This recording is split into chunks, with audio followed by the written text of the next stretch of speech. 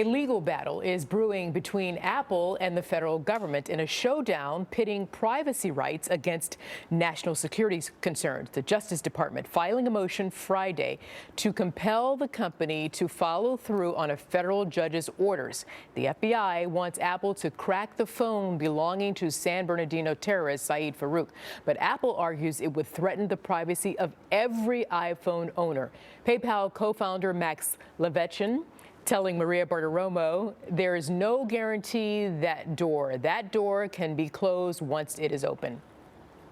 Do you think if Apple were to just open up this one phone, that would create a backdoor for others to have access to our information? If they hand the can opener, so to say, to the FBI, yes. If they don't, presumably they can destroy the software the second they use it once, but the precedent will have been set.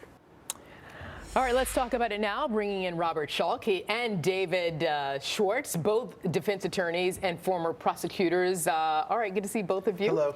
And David, I'm going to start with you because not only is Apple asking, the government asking Apple, the feds, they want them to not just crack the phone, but they want them to come up with new technology to get into the phone. Is this a fair or unfair request? I mean, first of all, Apple has complied with all of these court orders. You know, they have handed over everything that's within their records. They have handed over. Now the court is ordering them to create new technology to crack open this phone, and it's completely out of bounds. We've never seen anything like it ever in a court order, and it completely goes over the line. You can't order a private company to create new technology to crack open a phone. So you're talking about Apple having complied, not just with this case, but they've said they've complied with like some 70 cases already. Yes. All right, how do you see it, Robert? Well, I agree with David. However, there's one case that if I'm the government, I hang my hat on this case. In the 1970s, the court ordered that phone companies agree to help create pen registers. And pen registers are used every single day on search warrants all over this country.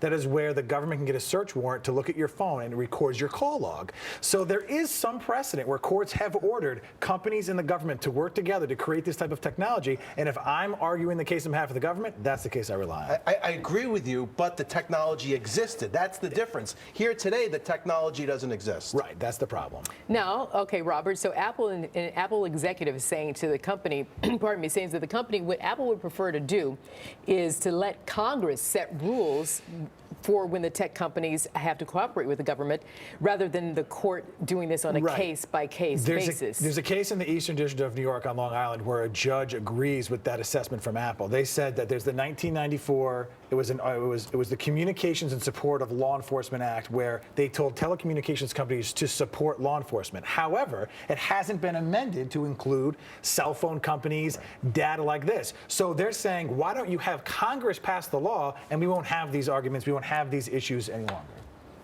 I totally agree.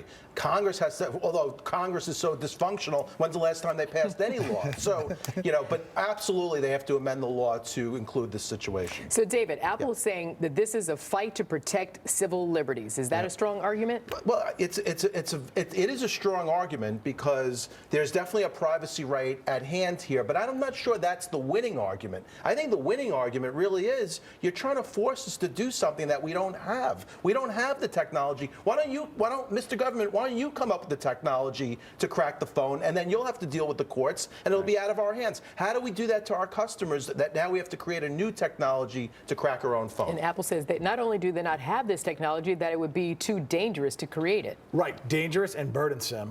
The law that the government's relying on is from the 18th century. That's how old the law is that they're relying on here. And one of the defenses for Apple is going to be, this is too overly burdensome on us. You're requiring us to spend our money and our efforts to create technology that doesn't exist. And that's been David's point the entire time. And why doesn't the government hire Apple? Maybe they should just outright hire Apple because they can't do it themselves. Right. Don't let the court force them to do it. There you go. Listen, so by the way, Apple has until Friday, Feb 26th, this Friday, to respond to the judge's orders. And then there's a court hearing set for March 22nd for the judge to hear both sides. So I know you will be keeping a close eye on this. Absolutely. And we'll have you both back. Great. Robert Schalk and David Schwartz. Good to see both of you. Thank you, Arthur. Absolutely. Hey, Eric, your turn. All right, thanks, Arthel. Well,